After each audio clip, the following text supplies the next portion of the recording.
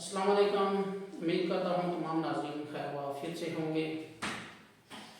آج ہمارے ساتھ ہیں شیخ احمد عبدالرحمن صاحب۔ آج ہم ان سے تھوڑی سی جانکاری لیں گے رمضان کے مہینے کی، روزے کی۔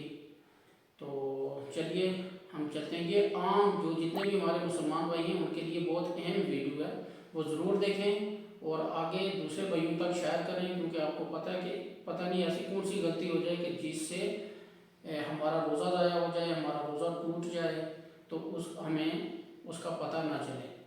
تو ویلکم ہے جی آپ کا، آپ سنائیں کیسے ہیں؟ بہت بہت شکریہ سارے لوگوں کو۔ السلام علیکم ورحمۃ اللہ وبرکاتہ۔ آج بس ہمارا آپ سے یہ سوال ہے کہ روزہ فرض کس ٹائم ہوتا ہے؟ جی، یہ بہت ضروری سوال ہے اور اس سوال کا جواب جاننا ہر شخص کے لیے بہت ضروری ہے۔ روزہ کب فرض ہوتا ہے؟ دیکھیے، جب لڑکا اور لڑکی بالغ ہو جائیں تو روزہ فرض ہو جاتا ہے۔ بلوغت کی 4 علامتیں ہیں، جن میں 3 علامتیں لڑکوں کے ساتھ خاص ہیں اور چوتھی علامت لڑکی کے لیے ہے۔ ان علامتوں میں سے، ان 3 علامتوں میں سے کوئی بھی علامت کی نشانی، کوئی بھی بلوغت کی نشانی لڑکے پر ظاہر ہو جائے گی تو اس پہ روزہ رکھنا فرض ہے۔ پہلی نشانی ہے بچہ 15 سال کا ہو جائے۔ لڑکا یا لڑکی اگر 15 کی ایج کو پہنچ جاتے ہیں تو علماء نے کہا ہے کہ وہ بالغ ہو گئے۔ یہ پہلی نشانی ہے۔ دوسری نشانی ہے زیر ناف بال نکل آئے، اور تیسری نشانی ہے احتلام ہو جائے، منی خارج ہو جائے، منی نکل جائے۔ ان 3 نشانیوں میں سے کوئی بھی نشانی، کوئی بھی علامت لڑکے پر، بچے پہ ظاہر ہو جائے تو وہ بالغ ہو جاتا ہے۔ اور لڑکیوں کے لیے چوتھی علامت ہے حیض کا خون آنا۔ جس روز لڑکی کو حیض کا خون آ جائے اس دن لڑکی بالغ ہو جائے گی۔ تو ان 4 علامتوں میں سے کوئی بھی نشانی اگر لڑکی پہ ظاہر ہو جاتی ہے تو گویا لڑکی بالغ ہو گئی ہے۔ تو مختصر جواب یہی ہے کہ لڑکے اور لڑکی پر روزہ رکھنا اس وقت فرض ہوگا جب وہ بالغ ہو جائیں۔ تو دوسرا سوال ہمیں یہ بتا دیں آپ کہ کیا ہم روزے کی حالت میں پیسٹ یا بوس جو ہے وہ ہم ٹو پیسٹ ہم کر سکتے ہیں؟ جی، یہ سوال بھی لوگوں کو جاننا بہت ضروری ہے۔ کیا ہم روزے کی حالت میں برش، ٹوتھ پیسٹ استعمال کر سکتے ہیں؟ دیکھیے، اس میں تھوڑی سی تفصیل ہے۔ اگر آپ ایسا ٹوتھ پیسٹ استعمال کر رہے ہیں جس میں ذائقہ، جس کا اثر بہت ہلکا ہے، معمولی سا ہے، تو اس کے استعمال میں کوئی دقت و پریشانی نہیں ہے۔ اور اگر آپ کے پاس ایسا ٹوتھ پیسٹ ہے، برش ہے جس کا ذائقہ بہت ہارڈ ہے، بہت تیز ہے، تو اس کو اجتناب کرنا چاہیے۔ اور ان سب کے بجائے اگر ہم لوگ مسواک کا استعمال کریں تو یہ زیادہ بہتر ہے۔ مسواک کا استعمال کرنا یہ سنت ہے۔ آج بہت سے ہمارے ماشاءاللہ بزرگ آپ کو ملیں گے جو ابھی تک مسواک کا استعمال کرتے ہیں۔ اللہ تعالی ہمیں بھی مسواک جیسی سنت پر عمل کرنے کی توفیق عطا فرمائے۔ تیسرا سوال جو ہمارا آپ کے ساتھ ہے وہ یہ ہے کہ روزہ کس چیز سے ٹوٹتا ہے، تاکہ ہمارے ناظرین کو کلیئر پتہ لگ جائے۔ جی بے شک، روزہ کئی چیزوں سے ٹوٹتا ہے۔ مختصر میں آپ لوگوں کے سامنے 6-7 چیزیں عرض کروں گا۔ سب سے پہلے بیوی کے ساتھ ہم بستری کرنا، جمع کرنا۔ روزے کی حالت میں دن میں جمع کرنے سے روزہ ٹوٹ جاتا ہے، اور صرف روزہ ہی نہیں ٹوٹتا ہے بلکہ اس کے اوپر کفارہ بھی دینا واجب اور فرض ہو جاتا ہے۔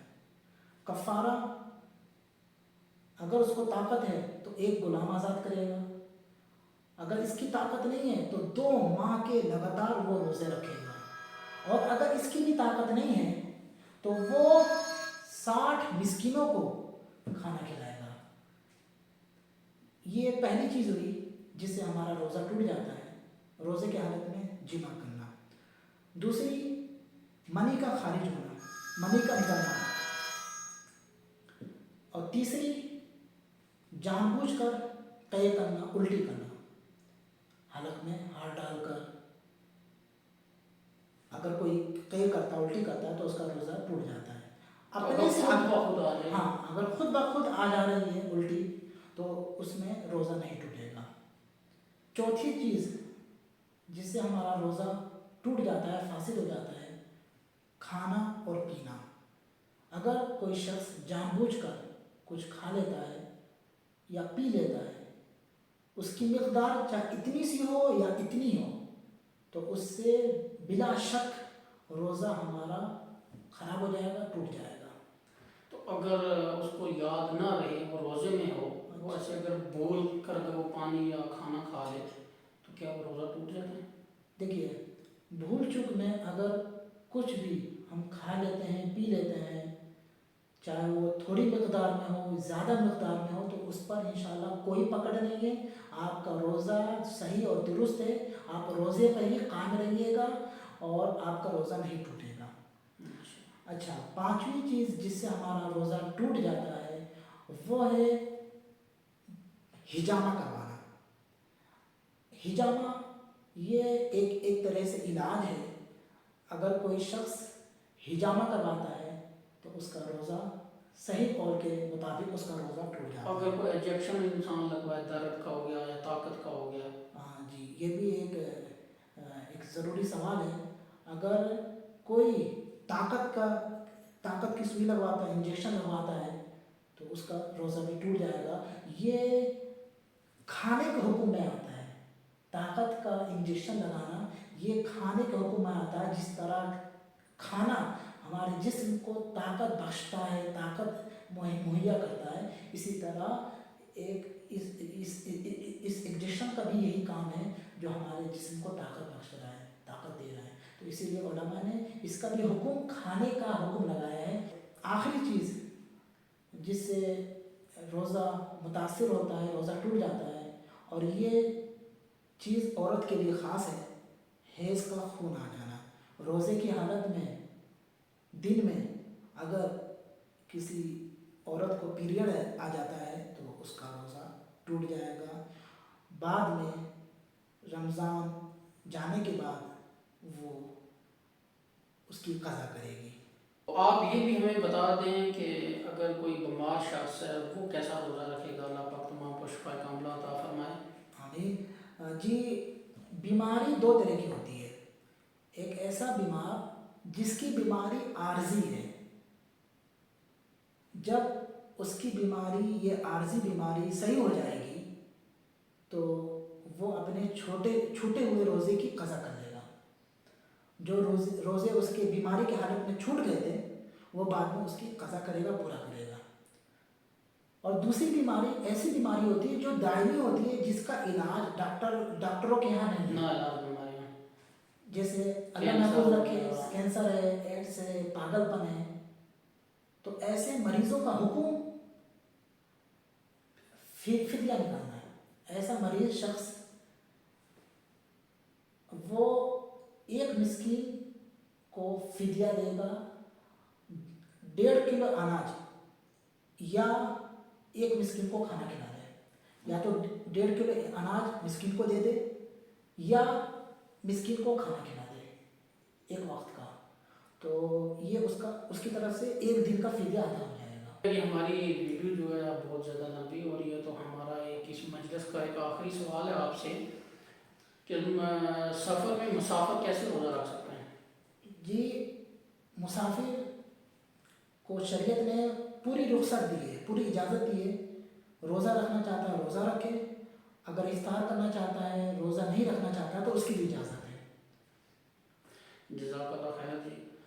اور ناظرین میں آپ کو بتاؤں کہ آج کی ہماری مجلس کا جو سوال تھے وہ یہاں ہم ختم کریں گے، تو آپ سے گزارش ہے کہ آپ زیادہ سے زیادہ آگے ویڈیو کو شیئر کریں، کیونکہ ہمارا رمضان کا مہینہ آ رہا ہے، مطلب جتنے بھی ہمارے بھائی ہیں ان کے پاس یہ ویڈیو بآسانی پہنچ جائے۔ تو اسی طرح آپ بنے رہیں ہمارے ساتھ، انشاءاللہ ہم ملیں گے آپ کے ساتھ نیکسٹ ویڈیو پہ، تب تک دیجیے اجازت، اللہ حافظ۔ حضرت اللہ علیہ وسلم علی نبینا محمد۔